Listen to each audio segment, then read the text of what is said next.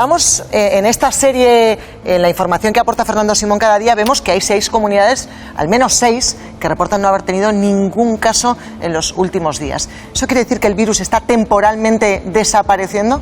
Esto es muy esperanzador. Quiere decir que por todas las medidas que se han tomado y probablemente también por la evolución del propio virus, estamos de una manera más tranquila abordando el problema de la pandemia. Esto va a generar evidentemente una sensación de seguridad que hay que y de relajación, doctor, claro, porque las terrazas, al menos en Madrid, que entramos ayer en fase 1, a veces daban miedo. O no sé si es que hemos cogido miedo. El miedo es una reacción natural después de lo que ha pasado.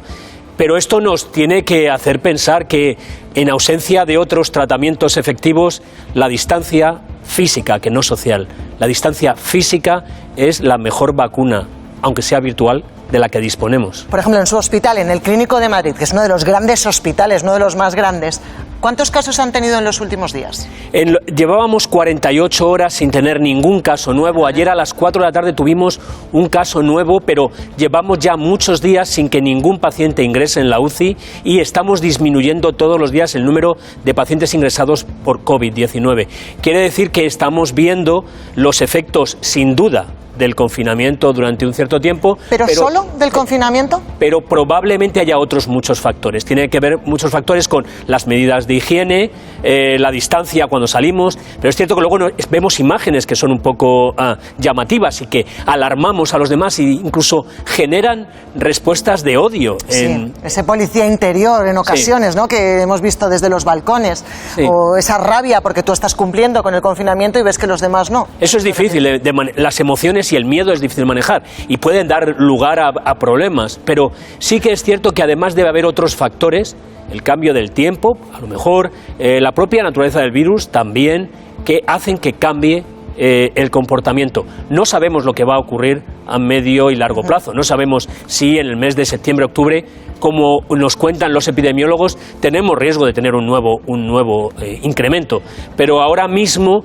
siendo cautos, aplicando el sentido común y si mantenemos la distancia y lo hacemos de manera social, eso nos puede mantener en un estado más seguro que nos permita ir a unas fases más abiertas de relaciones. Ya que me habla de fases, al principio de esta pandemia, cuando se diseñó la desescalada, las fases iban a durar 14 días y el gobierno era muy estricto con este asunto.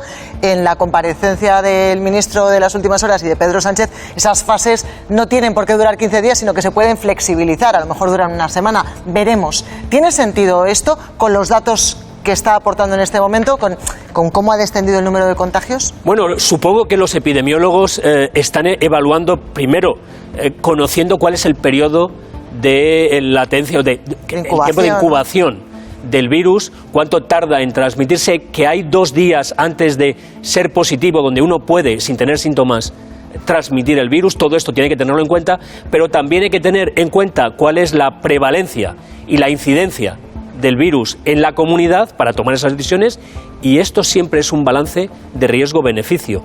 ¿Cuánto nos arriesgamos a vivir las consecuencias de tener todo un país sin funcionamiento?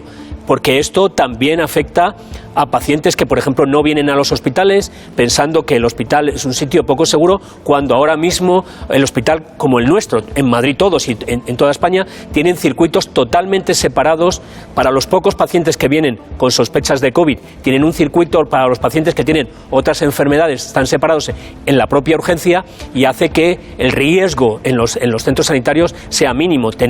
Me parece que está invitando a los que tengan dolencias previas y tengan que pasar a revisiones a volver de nuevo a consultas, a volver a la vida hospitalaria que necesitamos cada uno, ¿no? Tenemos que plantearnos, evidentemente, siempre con el médico de atención primaria como la persona que debe dirigir todo esto. No es que cada uno se vaya al médico cuando le apetezca, requiere sensatez, pero evidentemente si su médico o si por una circunstancia le dicen que tiene que ir a urgencias, no tenga miedo, vamos a protegerle. Hay colectivos que no han tenido miedo en ningún momento durante esta crisis, esta pandemia. Quiero decir, si vemos que la mortalidad o la afectación por debajo de los 30 es casi anecdótica. Los colectivos de jóvenes entendemos que tengan comportamientos estos días que muchos graban o denuncian.